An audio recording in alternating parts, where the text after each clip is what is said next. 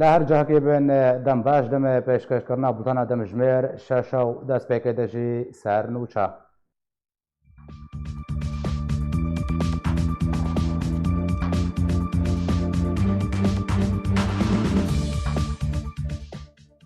سەرۆکاتی هەرێما کوردستانی تەقینن کۆ لە باشارێ حەسەکێ و قامشلێ ڕۆژاوای کوردستانی هاتنە ئەنجامدان شار مەزارکردن.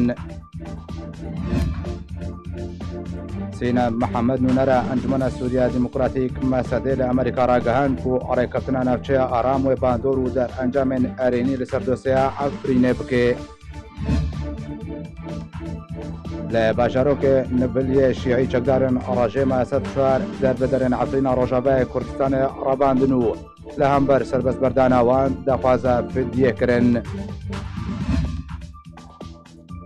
بریارە ئیرۆ هەردوو سەرۆکن فەرەنسا و رووسیا بجبن و چەندین مژارن هەنووکەی یەن گرێدای بڕەوشە ناودەوڵەتی بە گۆتوبێژ بکەن.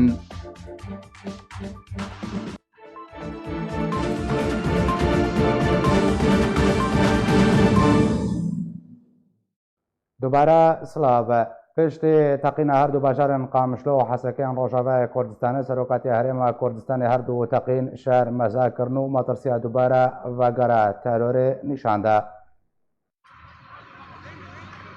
سەرۆکاتیە هەرێما کوردستانی هەردوو تەقینên باژارê قامشلۆ و حەسەکە yên Rojavayê Kurdistanê ku du hatibûn rodan şermezar kir û teqîna Qamişlo wekû teqîneke terorîst binav kir û metirsiya dubara vegera Daişê daxuya kirin.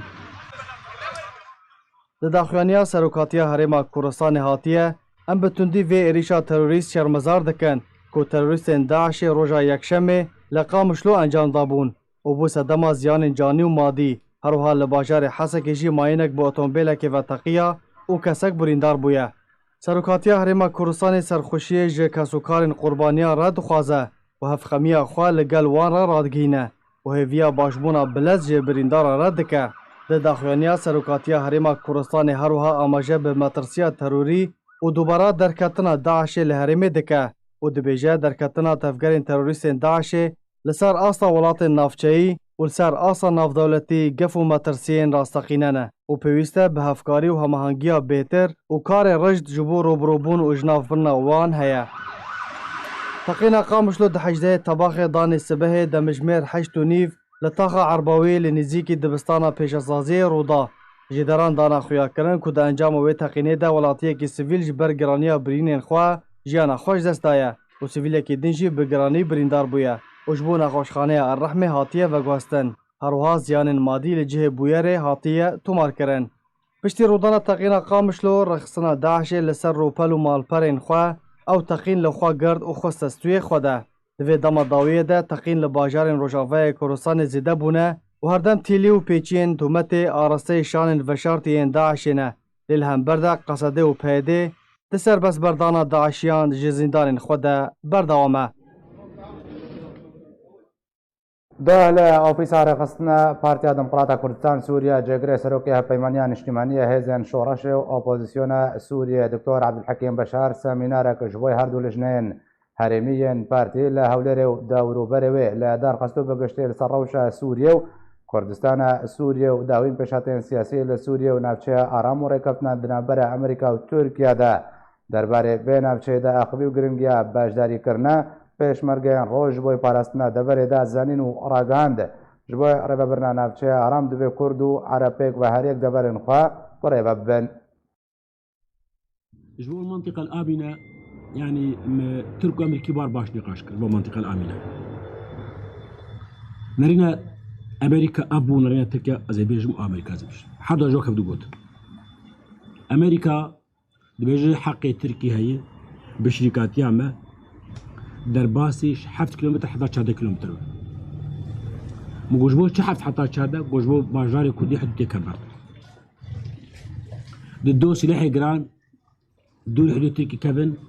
bi heysu nikarin negin hudût. Yani hinek jê 14 kilometre wê dişî. Qesas 14 kilometre wê debe li heqê PYD hebok hezba siyasî bê çekdar bê silah li ber aram kar bike. Bajarê Qamişlo rejim cî xwe bimîne lê şûna ev cê PYD û YPG de hêzin de têkevîne ne PYD û YPG. Ev dîtine Amerîkayê. فيزي بقر أبتين أمريكا جوت وتركيا جوت هو كابدو جوت دبيجي حفت حتى شادي كلمة أمريكا وترك در باسم أو دور شركاتي قصدش شادي كلمة الورد به سلاح جران هيج شادي كلمة وبيتر دور الجور نوعي سلاح بيدي حقي هبل جي آرام كاري خوي سياسي بيت شقدار باجار قامشلو نظام جوخو من جي فرنكن ل جي بي دي وجي بي كي هنجي تكبني هيزا جيتك افدتنا امريكا وتركيا حد اوغوت تركيا بيجي الجور رسالات ناب اردوغان وترامب تشيوي قال قصد سيدو كيلومتر ودار بسلاح خو قشيده وبيدي قيمه معناي اوجي باش قصدي او سيدو كيلومتر بيدي قيمه معناي قبميني و باجار قامش موكب بيجي باجار قامش براسي ما قبل كير قال لك مناقشه كالمساله ايش مرقروش انه قال لك اوبن جبر تيجي قال لك اوبن يعني نجبر قو ام بس كردن جبر دسي انا كتن خويده خلق منطقي كجوا سنه عربنا كنت كجوا عاجزتني يخلق قلاب بيشاوه ها قلت خلاص منطقه ارام اي بحقنا كتجواتنا هيك كده بالك خل جواب تاكيد كج امريكا تركارجي نوك جانا صار الصحافي ذات كيف صار اعلام ذات كذا انه اداره المنطقه وحمايتها لابنائها نوى او نجد خذيه كرد المنطقه اخو عرب المنطقه اخو ابنائها محمد فارس ابناء المنطقه اللي قيمه مني محمد فارس العامودي اللي بيسي حكمك يعني الكوباني حكمك كرد المنطقه اخو عرب المنطقه اخو حمايه واداره أنا بالتاكيد كده أنا نابج الشر حمايه واداره حمايه المنطقه الكرديه وادارتها شقيبال الكردة حماية المنطقة العربية ده شقيبال الكردة وما لشقي روج كد أساس أمريكا قو قالك باش أم جماعة أم تخوزن لشقي روج من ليه تركيا جابنا ده تركيا بيجهين أم مناقشة بأمريكا بكل ما صوتني كودي تبازار تركيا هنا كده حطاك بيجن أري ما صوتني كودي بازار بير بكل يعني قالك أنا كد أم حزيا خبات شتاك ليه مخابر حطانك أم نحاز اتفاقي أنا قو تشيبوي اتفاقي أنا قو تشيبوي مش تتنامي تاليباري أو اتفاقي أكيد يعني امريكا قافك دبر تركيا داتي او قاف تشقاسي ما زنب جوك ام نزال يعني نتشيغو تشتيغو امريكا بريغو تيش حفت حطات شاردا وقصد الفلاندري ويبهيدي الفلاندري وتركيا قبول لكري انا قلت تركيا قبول كري معناه قافك دبي داتي قافك دبي شاتي او قاف تشي براستي نزال دسبه موعدي ما ساعات السي عصري بوزير خارجيه تركيا ري لا بيت 3 ميلاد بينن امي معلومات تفصيليه فهمك ليه ام بين استراتيجيه كرداتش براستي دتش تنخص يجي استراتيجيات ثابت انا مش بحث كده ثابت اقول جغرافيا دي برجع يخبر ام جغرافيا برجع يخبر خلك يسوي شريكه من بيوانا نابل حتى سوريا دولة موحدة بيوانا نابل صبح شاندك جه پیمانیان اجتماعی اپوزیسیون سوریه به وزیر درب ترکیه را درباره داوین پیشاته لسوریه و نفشه آرام دجوه جگر سروک پیمانیان اجتماعی اپوزیسیون سوریه دکتر عبدالحکیم بشار ده لدوانه که ده جار کلا راگهاند که سباروجا سیشم شاندک جه پیمانیا و به مولود شاویش اغلو را بجوه سربار کرکو روشا ادلو داوین لحب کرنین ترکیه و امریکا درباره نفشه آرام لروجاوه کردستان و نابند اپراسیون هبش و مجارین سرکه جوینه بن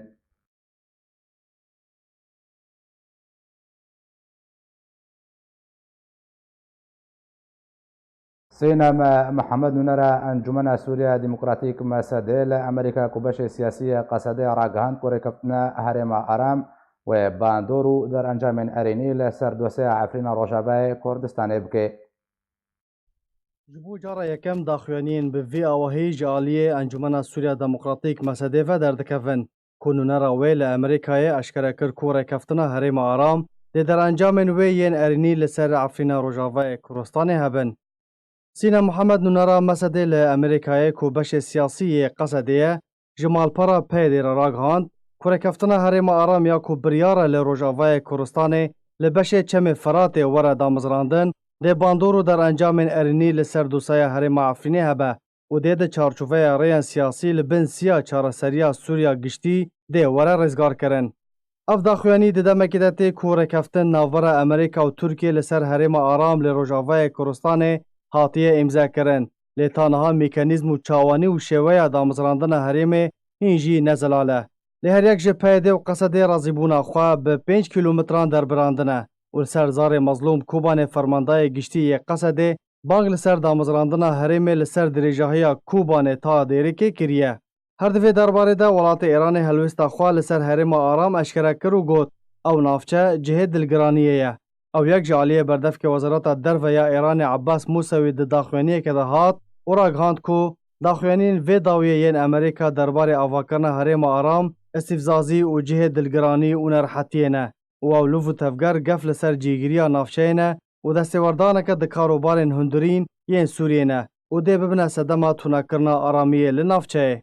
Ji dema îmzakirina rêkeftina Tirkiye û Amerîkî derbarê wê herêmê ji bilî çûna şandeke leşkerî Amerîkî ji bo Tirkiye da ku damezrandina navenda operasyonên hevbeş gengeşe bikin li ser zeviyê cîbicî nebûye û herdem daxuyanîn barûva jî hevdû derdikevin ya herî dawiyê jî James Jeffrey tekez kir ku rola YPG dê di wê herêmê de tunebe.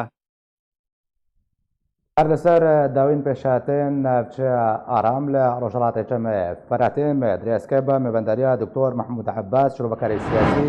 ji Amerîka kiriye. Dr. Dembaş ez ê ji çandê dest pê bikim. Heta çiradeyekê Amerîka ciddi ye li ser ebakirina navçeyeka arama parastî ku mafê teveya pêkhatên wê navçeyê parastî bê bi nerîna te Amerîka wê berjewendiyên pêkhatên deverê be berjewendiyên Tirkiye bi guhariyan ne. Baş kakim rîportê jî guhdar kirin bes rastî axiftinê gol Amerîkî têne girtin piştî perdê pişt perdê di warê diplomasî û hemyarî de neweke gotê gotin aliyê beşê Kurdî ve nakokîne gelekî giring hene. Ewelan Amerîkî heta roja îro ti ew daxwaziyê Tirkiyê ser avakirina herameka aram yani قبول نکریه تشتی هست. آخرتن ایرو تکرین سر نباشکا yani حرام که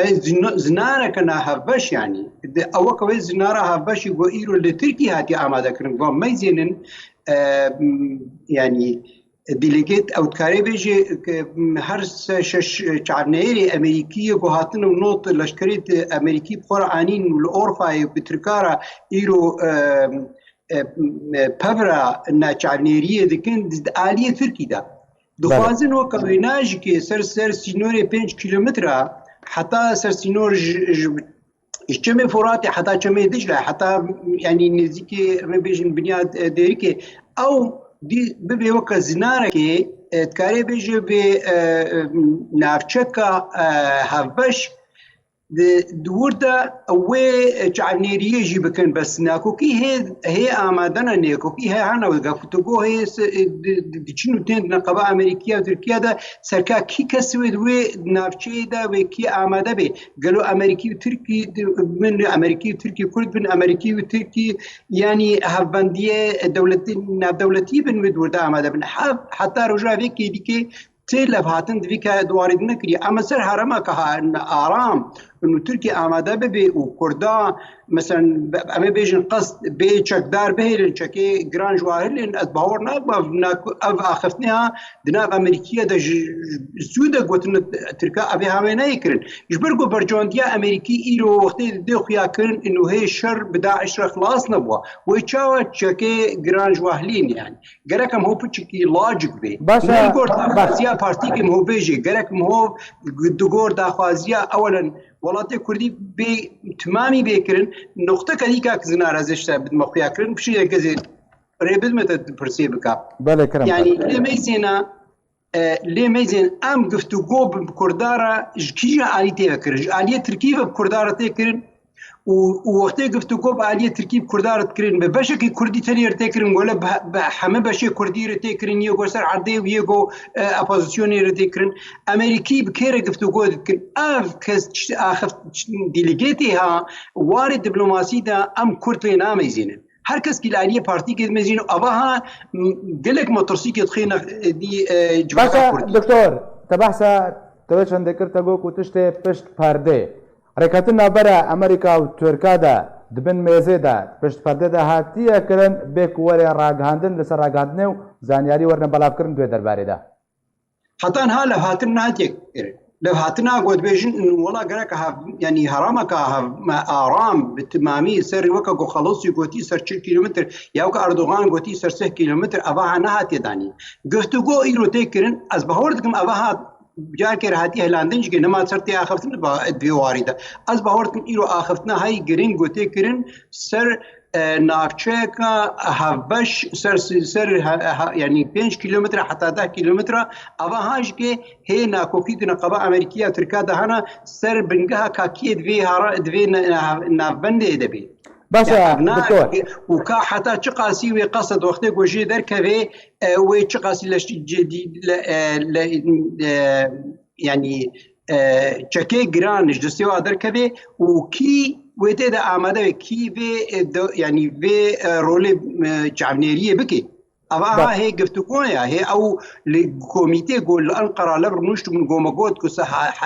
هەفتێ هەیڤا vê هەیڤێ گۆ ئەنۆڵە ڕوشنا تالی بوو نەڕوشنا تالی بوو هەیە ئەو کۆمیتە هەیە لەبر درونن و هەیە گفتوگۆی دکن باشە دکتۆر نها سمینارێکدا دکتۆر حەکیم عەبدولحەکیم بەشار دەبێژێ ئەمریکا دەما پێشنیار کرد کۆ ناوچاران بەرپەرهەیەیان گۆ کووریاوێ حتا نزیکی 15 کیلومترا بێ دەما کوپرسیانژ ئەمریکا هاتەکردن گۆم دخوازن تەڤایە باژارن ڕۆژاوای کوردستانێ دنابە وێ ناوچە ئارام دەبێ ئەمریکا دبردا مەبەستا وێژێ چێ دەما کو بژێت تەڤایە ناوچێ باژارن ڕۆژاوای کوردستانێ دنابە وێ ناوچە ئارام دەبێ گەلۆما ئاف شتەغالی ڕاستی هاتێ گرن ئەوەلەن دەستپێکیدا بەس ئاخفتنا ناوچەیە هەڤەش بێ ئامادەگەن بەرینە ئەو ئەمریکا گوتیە هەیە وەختێ گۆ نوکە دەستبێ گفتوگۆت نەقەبە ئەمریکا دەکردن پێشکەشتر باژاراکردنا کاک دقیقه مثلا باژارە وەختێ گۆ دبێژێ دبێ ناوچەیە ئارام يعني سر كوربونا 5 كيلومتر حتى 10 كيلومتر بني هاجم قود بس امريكي دبنيا 10 كيلومتر ناخوازي جو بهتري نزيكي بس امريكي ببني بس امريكي ببن ياد دوا وقتي جو ببي باجار ابقى ناكوكي نسر باجار كا باشارتي دبيانا ناكوكي سر كا كييفيها بمشيني كي تيدا آماده بي كي چعبنهير بي أمريكينا تركي أمريكينا دولتي هفبندي يعني هفبندية قب أمريكية ردكن يعني كردو تيدا آماده بي كي بشي كرديو تيدا آماده بي وقصد بي يعني بيشمرقل رجابا بن ياوي دي بن يعني أبناكو كيها هي قفتقوي دنا يعني هي آخفتنيها زلال نبو نجبر ونش قلت لي ميزيني يعني چعبنهير قدس بيكرنا چعبنهيرية كن حمل سينوري تكي دنا دكتور تبجي ناكوكي لسروان كسان هيان جوان اليان هي كوي نافچه بري ببن وكو هزي لشكري امريكا تخوازي كيبن كوي نافچه آرام يا كوبريا وري افاكرن بري بب وتركيا تخوازي بچرنگي وري بري ببرن تركيا بتيبت او قا اخفتنا تركيا هرتمج قدميني تخوازي هرمك آرام اواكي سر كوربونا سي حتى 4 كيلومتر بويني پنابر سوري تونگلكي بين الويد بجهبكي يا امريكي يا تركي قالكي اخفتنا قالكي كورتر جيابو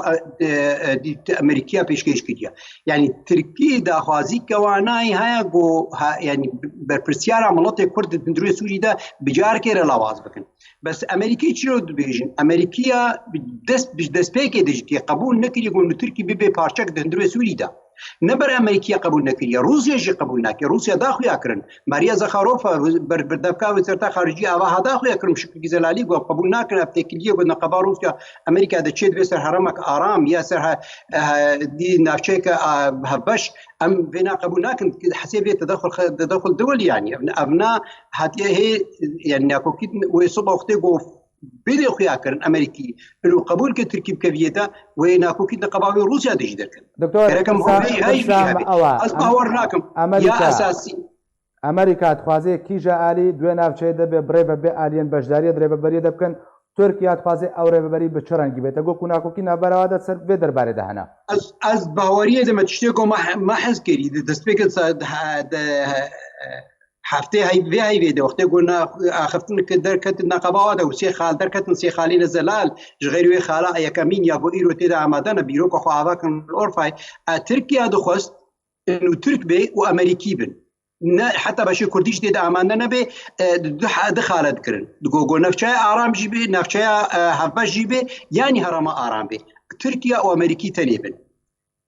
امريكيا اواهنا بجارك رفت كر خوست جو انه امريكي بن دولتي هبندي بن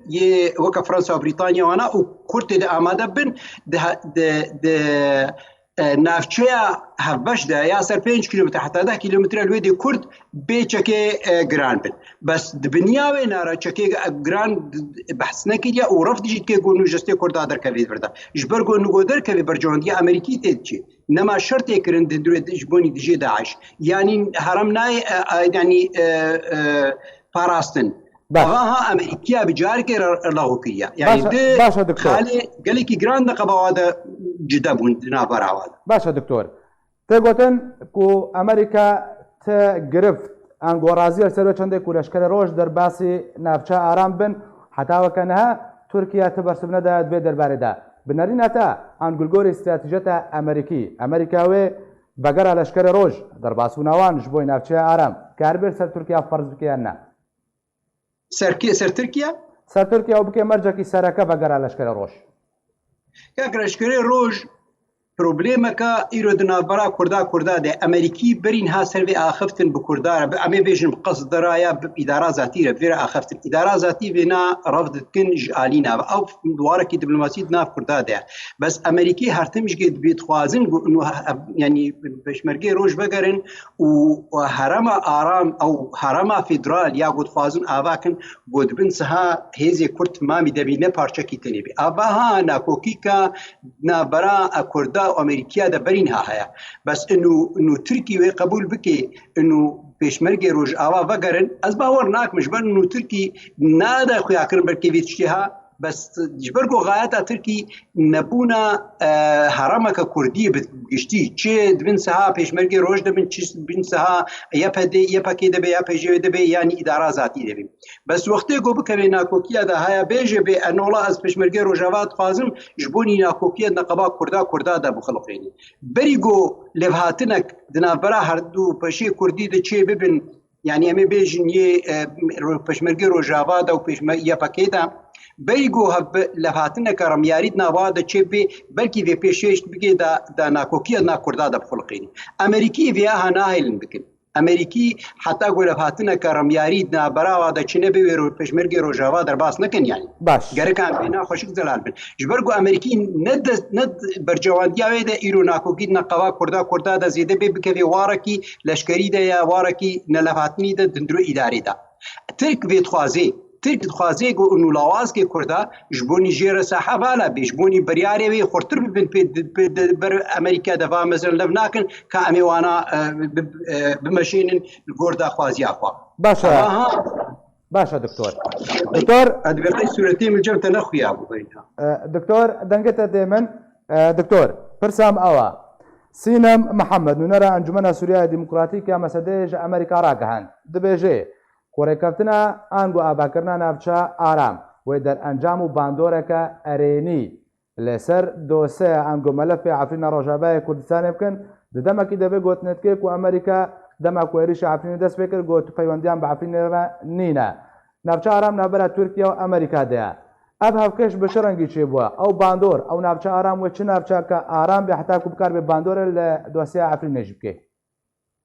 كاري دوباره كي برساخه بچكي نكها سر مسألة عفرين انه تفازين نافچك آرام العفريني تشكي نا دكتور سينم محمد انه نرى انجمن سوريا ديمقراطيك مسدي جامريكا راگهان دبيجي ركبتنا نافچا آرام و باندورو در انجام اريني جبوي دوسه عفريني و ملف عفريني بكي او چه جوره نافچك آرامكو بكار به باندورك اريني ايجابي دوسيه عفرين بك دمك ده دمك ويريش عفرين داس فكر امريكا قوت فيونديما بعفرين با نينا نابچا آرام نابرا امريكا وتركيا ده وديك ابها وارد دبلوماسينا اخفتنا كسرمياري دكي بهورناك متشكلها بس جو زوردستيك العفرينيه تشبي وجبوني جو ترك لواز من يادر كان جي از باورتك من هاني زيك دبي تدميزيني برين هاجي بده جارام افشتغالي قوتيا هابونا أبازوسيونا سوري إدلب عفريني دا دمية وێ بێهلاندن ئیرۆ بێ سوبە بێ نەدوارێ ڕمیاری دەوێت وارێ لەشکری دەبێلاندن و ئەمیرت مەزین خانشی خوب باچوو ئدلب نێزیکوێ هەرێ و ئۆپۆزیسیۆنا سووری وێ بجارێکێ ڕڵاواز ببێ بێهلاندن بەس ئەلگۆر پرسا هتخوازم سەروێ ڕاوەستێ چاوە ئۆپۆزیسیۆنێوەش ئدلب بێ و ئەفرینێ دەرکەبێ بچەکژی دخوازم توێ بهتر بخویا کرێت سەرچا ئەمنا خالێکە گەلێکی گرنگە ترکیە وەختێکۆ بلەزی کرد دخواست هەرەمەکە ئارام چێکرد هەندروێ بە ڕۆژاتی فۆراتێدا هەنگی دخواست بەری گۆشەڕێ سووری و ڕێژیما سووری یا رووسیا گوڕ ببێ سەر هەرەمە ئەدلبێوانە دخواست ڕێکێ پەیدا بکێت گۆوە بەشێکی مەزن ژوێ ئەپۆزیسیۆنا سووری بێنێ ڕۆژلاتی فۆراتێ بێ چلۆ بەشێک جوانە ئانیف و ئەفرینێ و بوارش گێوا پەنابەرنا جوانە بینێش بۆنی پشتگirtiya هەردوو بکەن دووردا بەس ئەوە ها وەختێ گوت ئەمریکیا سەر قبول نەکرد و زانی بۆ ئەمریکی چی داخوازی هەنا رووسیا نەمار هێڤیا ترکیا ما گۆ پرسکرێکە ئەتلێ سەرڕاز بکەیت ji ber ku Tirkî ew bû gereka pêra bûbana heya Tehrîr Şam çekê giran jêhlandbana û lawaz kirbana yanî vegerandibana bin biseha rejîma Beşar bes wextê ku çê nebû û mutemerî Esetana Îtalî wextê ku ser neket Rûsya nema sekinî ji ber wilo ki hino lêdan îro dimezîne heta xanşêxûn standin war duwarê leşkerî de wê ve kesî ha yê yani grupê terorîst yê got bin siha Rûsya debê bin siha Amerîkaya debê dewletê hevbendî timam lê dimezîn grup ne terorîstên gerek bên helandin حتى تركي بخشكي جارك دا خويا كرم نصرة جروبا كتوريستا وإيرو هي التحرير مش معروفة هيك يعني هي نصرة هاتية أباها تواري لشكريدا وبيهلاندن تركيش جي نما كاريبر بوا بباريزي باريزي بالدوار نادا جبوني جوهنوكي دميزي دبكي دميدريش بكي حتى جهكي بي دبكي سركي با جروبا وقتي جوهرن كسي دي يعني سيفيل ولشكري وانا وارنا جوار بيدكن وتكليا بوار بكن وارامي كي بدنا وانا للوقت كده من بيتشك بس اللي بدي هرمه كديده وانا قبول بكن دبن شعبي مثلا دولتنا دولتنا بنديده يعني روسيا خوش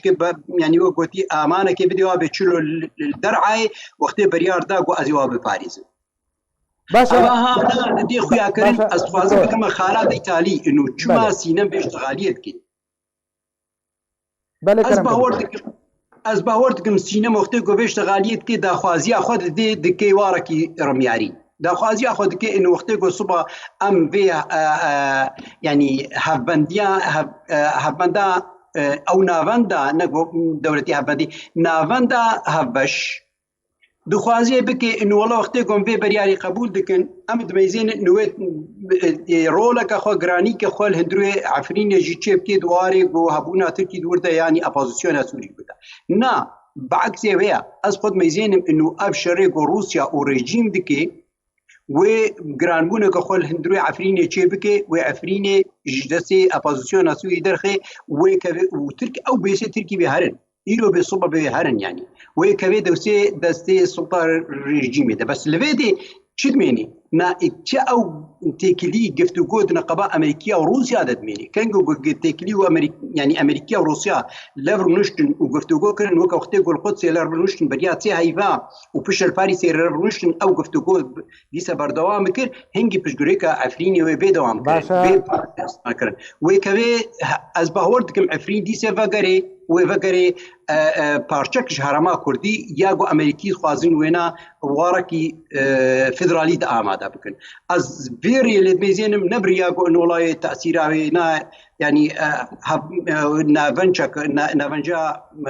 دي هبش يعني هرمك آرامك وقلت لك تقاضي تأثير الأكلين كنا أزمة تقاضي وزباورناكم آخفترا هردو آلياج كي سيرفيو آليدا سوريا مقرأ كاك زنار بلكي نخوش مدريش كر از هیوید که مش هیوا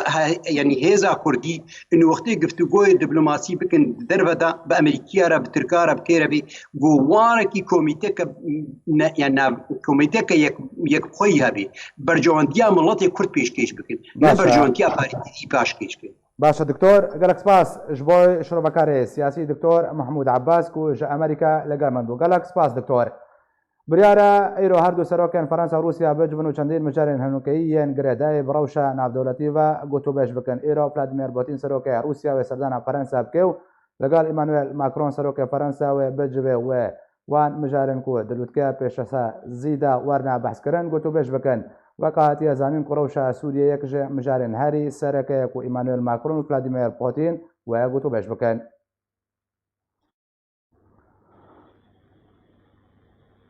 ئارتێشە تورکیە کاروانەکە لەشکری ئامازن دەرباسی ناوبەخاکە سووریە کرد چالاکوانن دناوە گوندەوارێ ئێدلبێدا ڕاگەهاندن و بەربانگە ئیرۆ ئارتێشە تورکیە کاروانەکە لەشکرین و کوژە 28 ئالاوێن لەشکری پێک دەهات و دناباندا تانک و زەریپۆزژی هەبوون دەرباسی باشووری گوندەوارێ ئێدلبێ بوون لە گۆری کوڕەوەنگە سووریە مافێ مرۆڤاندایە زانین ئەو کاروانە لەشکریە تورکی بەریک و دەرباسی خان شێخون ببێ ژاریە بالەفرێن رووسیا بە هاتە ئارمانجکردن و دە ئەنجامێدا کوشتی و بریندارکەتێن ژالی خۆ بە تورکیا ئارمانجکردنە کاروانە لەشکریە تورکی ژالیە رووسیا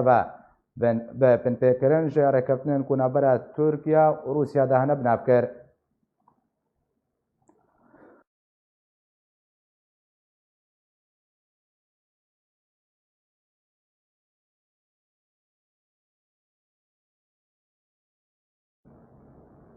Artêşa Tirkiye dest bi amadekariyên avakirina xalên çavderiyên nû li gundwarê Idlibê dike ji dereke leşkerî eşkere kir ku niha artêşa Tirkiye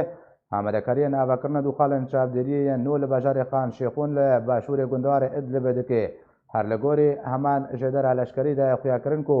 tê pêşbînîkirin ku yek ji wan xalên li devera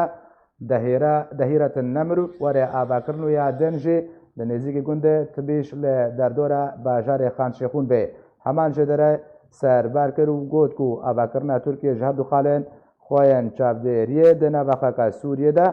hevdemê pêşveçûnên rejîma Esed û Rûsya li bajarê Idlibê û kontrolkirina wê ji hejmarek bajar û bajarokên gundwarê Idlibê tê.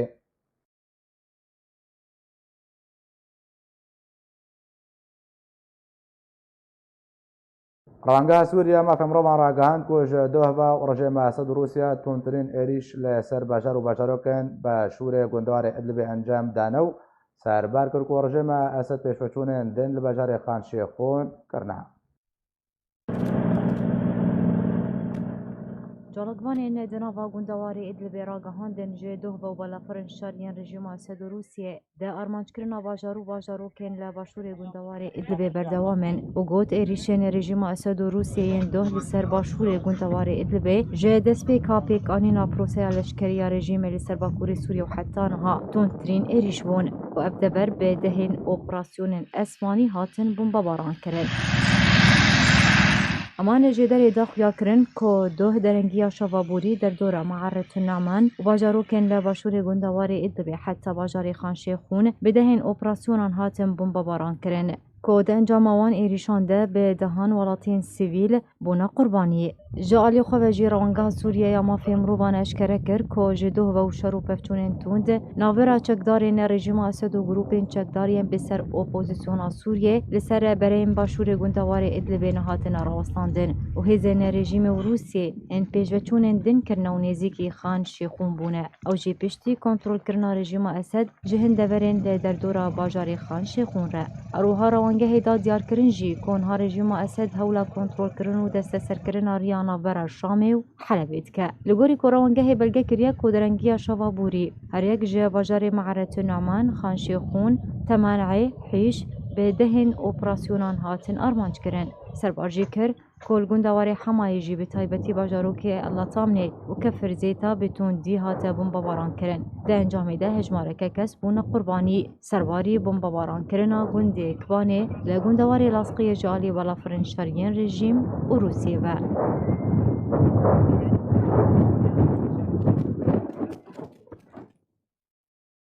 هەر لەسەر داوین پێشڤەچوونە پارێزگەها ئیدلبە سووری نهات ڕاستیە لێ کۆلینەر بەدر مەلا ڕەشید لە گەرمنە برێز بەدر هەجوێ چەندێ دەست پێ بکەم کۆنتڕۆلکردنا خان شێخûn ژالیە ڕژێمە ئەسەد بە چاوەتێ شڕۆڤەکردن دە هەمان دەمێدا دەما ku Rûsya بژن کاروانێکە لەشکریە تورکی ku berêvê li Idlibê bû armanc dike تشرو باش چندره تکرن روش باش دما و تماشوان هجات گالاکس باس براستی روسیا جبری سالکی به افتشتیک آنا دبی پرچک جوی وقتی که او ترکی لحب کرنا سوچیه کرن یک جه خلکی وی لحب کرنی جه 15 20 کیلومتر جه پیرگونیا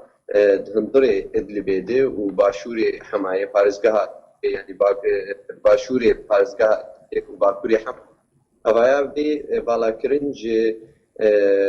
جروبين اي وك جبهة النصرة وجي تشيكين جران اي هم نصرة اي هم اي تشيكي او هم جروب اي مخالفتين اي معارضة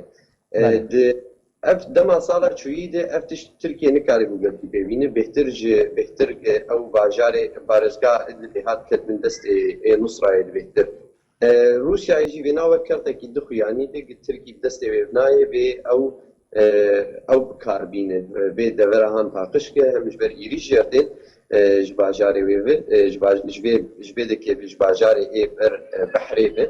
بر دریای سروابدین همجی و خاطره ریا حلبی شامی بکه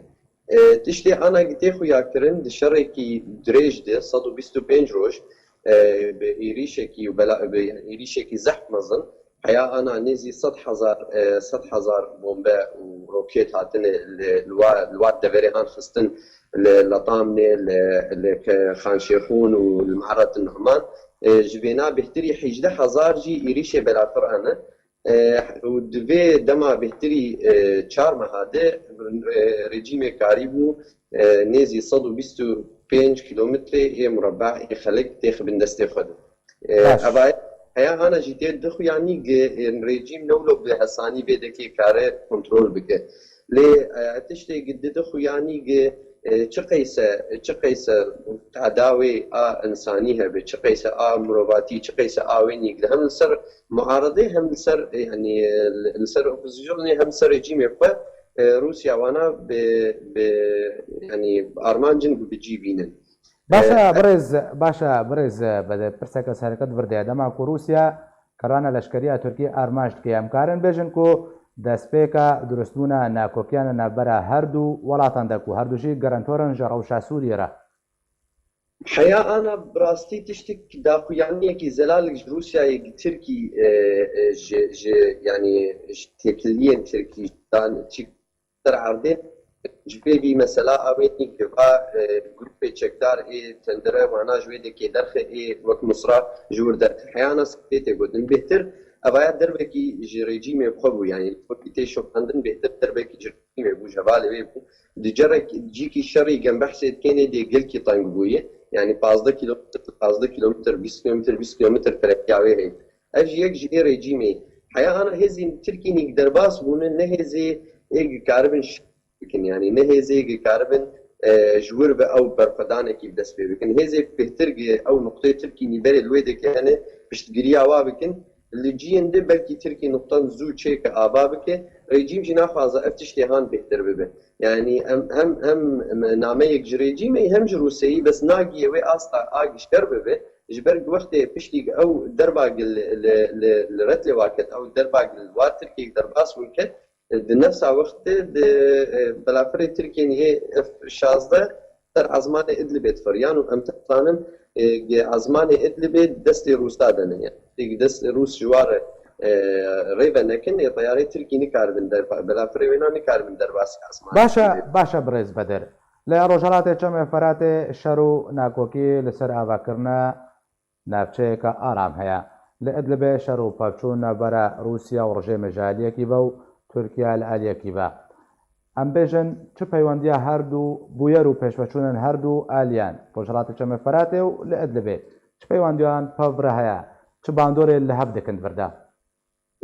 براستی وەک شۆپینەر وەک لێکۆلینەر تشتێکی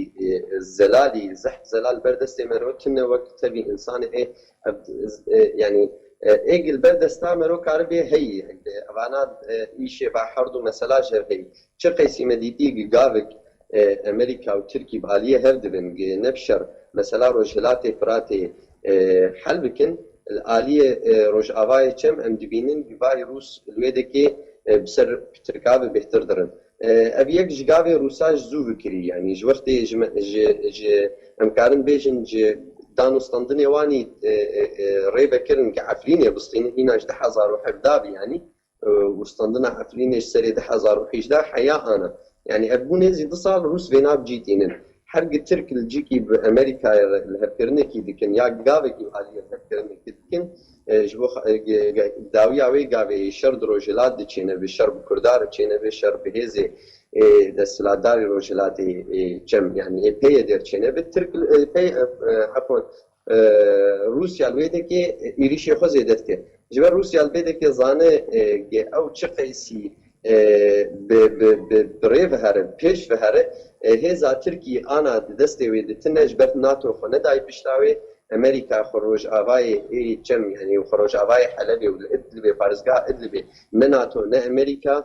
hem jî dewletê Ereba welatê Ereba ne pişta Tirkiyê ne yanî piraniya wênanî heya ana Idlibê de Tirk dikin ew xwe bi serê xwe diçîne bi qeweta xwe pêr çin karna hinek destekê mirovatiyê ji hinkî ji Amerîka derdikevî ji ber wilo em nikarin vaj hev xwe bikin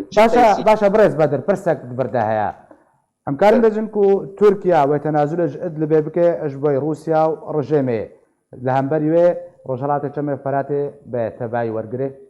ev eger heye di pêşa rojê de ana evaya negelkî yanî negelkî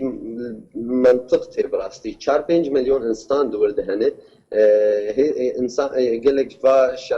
êgî şer dikin bi nusra ware ji vana hene ecnebîn ji derbî Sûriyê evaya mesela wana vê bê çareserkirin şerê Tirkî belkî karibe heya cîkî bihêle evê muaredê opozisyonê çekdar li gotinê wê bihesînin li gor gemşopînin di gelek ciyad jî xelk û hem hinek ji wa çekdar ev jî li ber Tirkî dibêjin divê tu derbasî vir bûyî ji bo xatirê garantor be tu damin be ya wî karê damintiyê bike ya bihêl em şerê xwe bikin yanî rêj herd yekî ji herdû kar bidime bêl em şerê xwe bi serê xwe bikin ji ber wilo nehemik sûret nehemik resim wêneya han di destê Tirkî de باشە gelek spas ji bo lêkolînerê Kurd Bedir Mala Reşîd kulgel min bûyî gelek spas li bajarokê Nobeliyê Şîyayî çekdaran rejimê çwar derbiderên Efrîna Rojavayê Kurdistanê ravandin li hember serbestberdana wan daxwaza fidyê kir li gorî jêderên xwecihî ji Efrînê ragihandine ku çekdarên rejim çwar ji derbiderên Efrînê ravandine û li hember serbestberdana wan $4,000 Amerîkî xwestine li gorî jêderên ku her yek jê خەڵوسی محەممەد ji navçeya Race û Ebdurehman Recep Şewaq ji gundê Hemamê Cindrêsê û Ez û Xalid Reşîd ji navçeya Mabata û Mihemed Ehmed Xelîl ji navçeya Şiyê dema ji kampên derbideriyê berê xwe didane bajarokê Niblê hatine ravandin û te niha tu agahî li ser wan tunene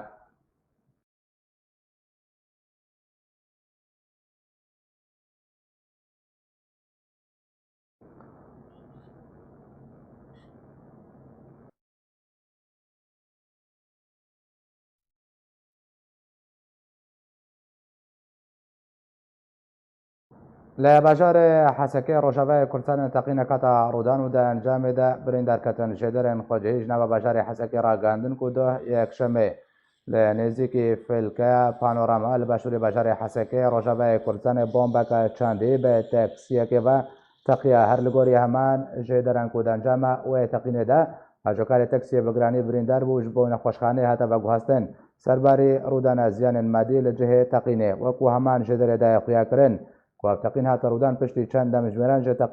ji encamdana teqîna xwekujî li bajarê Qamişlo ku di encamê de sivîlek hate kuştin û sivîlekî din birîndar bûn.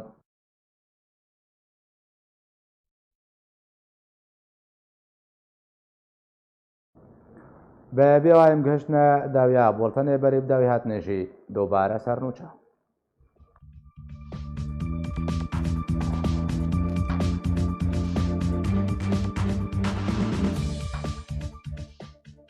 Serokatiya Herêma Kurdistanê teqînên ku li bajarê Hesekê û Qamişlê Rojavayê Kurdistanê hatine encamdan şermezar kirin. Sînem Mihemed Nûnera Encumena Sûriya Demokratîk Mesedê li Amerîka ragihand ku rêkeftina navçeya aram wê bandor û derencamên erênî li ser dosyeya Efrînê bike. لی باجاروک نبلی شیعی چکدارن راجم اسد شوار در بدرن عفرین روجاوه کردستان راباندنو لهم بر سربس بردانوان دخوازه فدیه کرن. بریار ایرو هردو سروکن فرانسا و روسیا بجبن و چندین مجارن هنوکیین گریدای بروشا ناف دولتی با گوتو بیش بکن.